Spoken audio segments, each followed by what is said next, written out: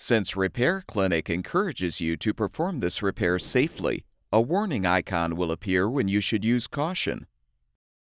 Before you replace the light bulb in your refrigerator, be sure to unplug the power cord. Push the light cover in at the sides to release the tabs, then push back to remove. You can now unthread the old bulb.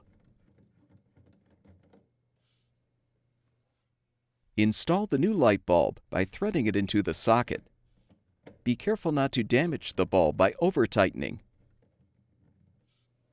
Realign the cover and slide it into place.